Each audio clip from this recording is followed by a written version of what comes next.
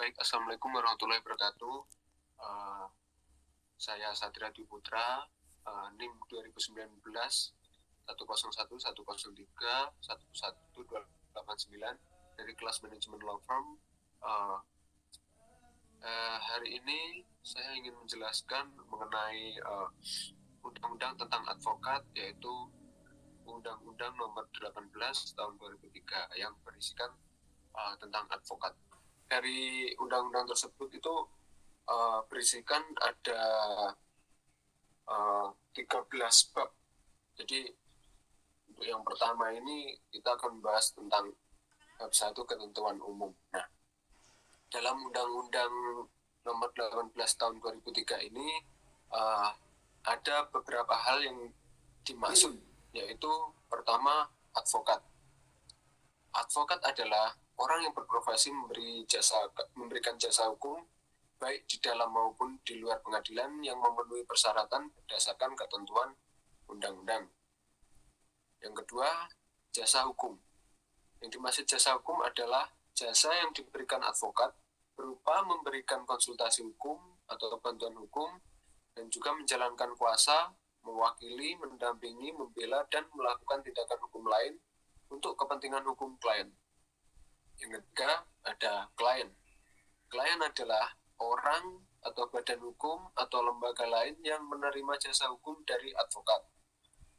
Kemudian ada organisasi advokat. Yang dimaksud organisasi advokat adalah organisasi profesi yang didirikan berdasarkan undang-undang tersebut. Kemudian selanjutnya ada pengawasan. Pengawasan adalah tindakan teknis dan administratif terhadap advokat untuk menjaga agar dalam menjalankan profesinya sesuai dengan kode etik profesi dan peraturan perundang-undangan yang mengatur profesi advokat. Selanjutnya ada pembelaan diri. Pembelaan diri adalah hak dan kesempatan yang diberikan kepada advokat untuk mengemukakan alasan serta sanggahan terhadap hal-hal yang merugikannya di dalam menjalankan profesinya ataupun kaitannya dengan organisasi profesi. Selanjutnya yaitu honorarium. Honorarium adalah imbalan atas jasa hukum yang diterima oleh advokat berdasarkan kesepakatan klien. Dan ada advokat asing. Advokat asing adalah advokat berkewarganegaraan asing yang menjalankan profesinya di wilayah negara Republik Indonesia berdasarkan persyaratan ketentuan peraturan perundang-undangan. Kemudian ada bantuan hukum. Bantuan hukum adalah jasa hukum yang diberikan oleh advokat secara cuma-cuma kepada klien yang tidak mampu. Kemudian ada yang terakhir, menteri.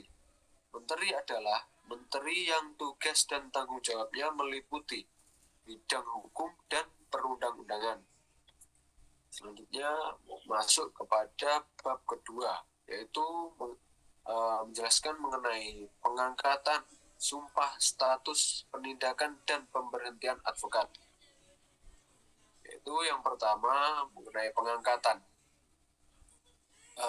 Pengangkatan ini yaitu yang dapat diangkat sebagai advokat adalah sarjana yang berlatar belakang pendidikan tinggi hukum dan setelah mengikuti pendidikan khusus profesi advokat yang dilaksanakan oleh organisasi advokat. Kemudian pengangkatan advokat dilakukan oleh organisasi advokat.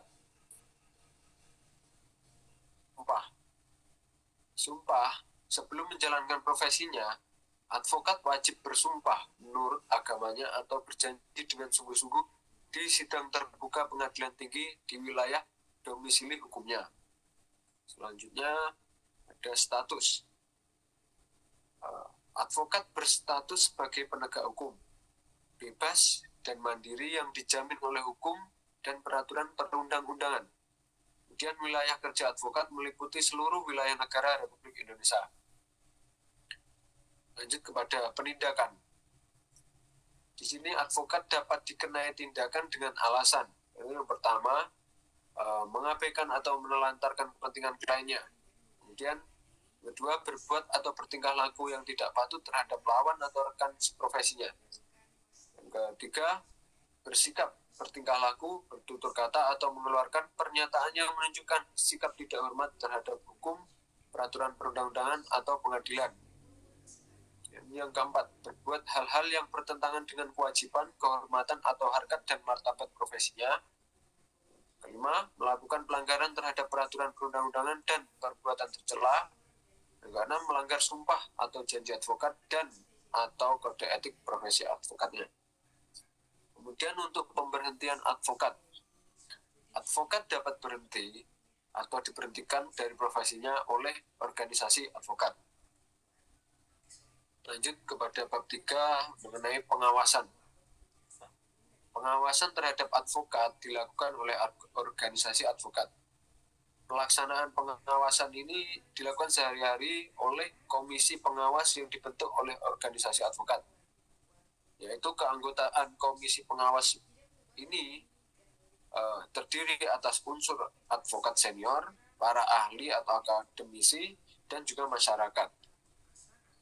Masuk ke bab 4, hak dan kewajiban advokat. Advokat bebas mengeluarkan pendapat atau pernyataan dalam membela perkara yang menjadi tanggung jawabnya di dalam sidang pengadilan dengan tetap berpegang pada kode etik profesi dan peraturan perundang-undangan.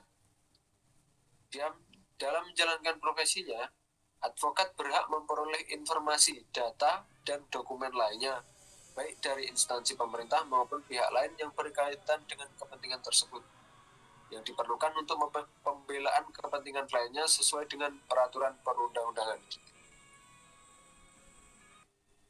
Selanjutnya, pada bab 5 ini mengatur mengenai honorarium.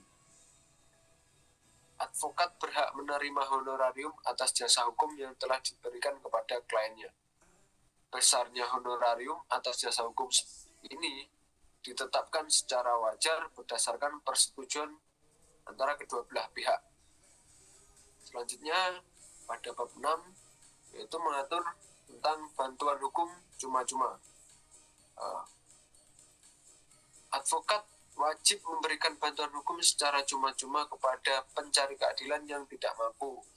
Ketentuan mengenai persyaratan dan tata cara pemberian bantuan hukum secara cuma-cuma ini diatur lebih lanjut dengan peraturan pemerintah.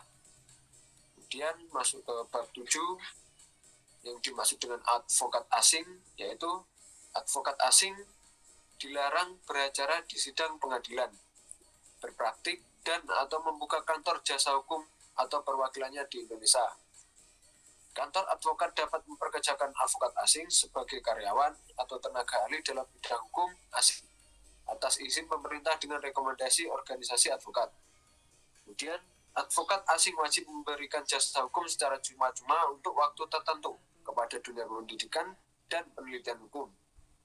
Selanjutnya ada ketentuan mengenai persyaratan dan tata cara memperkerjakan advokat asing serta kewajiban memberikan jasa hukum secara cuma-cuma terhadap dunia pendidikan dan penelitian hukum diatur lebih lanjut dengan putusan menteri. Lanjut ke bab 8 yaitu atribut. Advokat yang menjalankan tugas dalam sidang pengadilan dalam menangani perkara pidana wajib mengenakan atribut sesuai dengan peraturan perundang-undangan. Pada bab 9 tentang kode etik dan Dewan Kehormatan Advokat, yaitu untuk menjaga martabat dan kehormatan profesi advokat, disusun kode etik profesi advokat oleh organisasi advokat. Masuk ke bab 10, yaitu tentang organisasi advokat. Organisasi advokat merupakan satu-satunya wadah profesi advokat yang bebas dan mandiri yang dibentuk sesuai dengan ketentuan undang-undang dengan maksud dan tujuan untuk meningkatkan kualitas profesi advokat. Nah, setiap advokat yang diangkat berdasarkan undang-undang ini wajib menjadi anggota organisasi advokat. Masuk pada bab 11, ketentuan pidana. Setiap orang yang dengan sengaja menjalankan pekerjaan profesi advokat dan bertindak seolah-olah sebagai advokat, tetapi bukan advokat sebagaimana diatur dalam undang-undang ini, dipidana dengan pidana paling lama 5 tahun dan denda paling banyak 50 juta rupiah. Masuk ke bab 12 tentang ketentuan peralihan. Advokat, penasihat hukum, pengacara praktik, dan konsultan hukum yang telah diangkat pada saat undang-undang ini mulai berlaku dinyatakan sebagai advokat, sebagaimana diatur dalam undang-undang ini. Untuk sementara tugas dan wewenang organisasi advokat sebagaimana dimaksud dalam undang-undang ini dijalankan bersama oleh IKADIN atau Ikatan Advokat Indonesia, Asosiasi Advokat Indonesia atau AAI, Ikatan Penasihat Hukum Indonesia atau yang disingkat sebagai IPHI, IPHI, Himpunan Advokat dan Pengacara Indonesia itu HAPI, Serikat Pengacara Indonesia SPI, Asosiasi Konsultan Hukum Indonesia KHI, Himpunan Konsultan Hukum Pasar Modal HKHPM, dan Asosiasi Pengacara Syariah Indonesia itu APSI. Dan masuk ke bab 13, ketentuan penutup.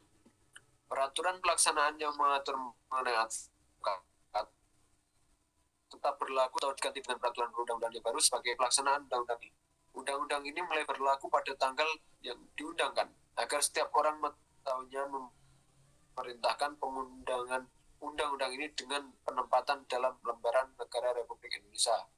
Undang-Undang Nomor 18 Tahun 2003 ini telah sah pada tanggal 5 April 2003. Baik, demikian presentasi mengenai Undang-Undang Nomor 18 Tahun 2003 tentang advokat. Sudah saya sampaikan, ada kurang lebihnya mohon maaf. Akhir kata, Assalamualaikum warahmatullahi wabarakatuh.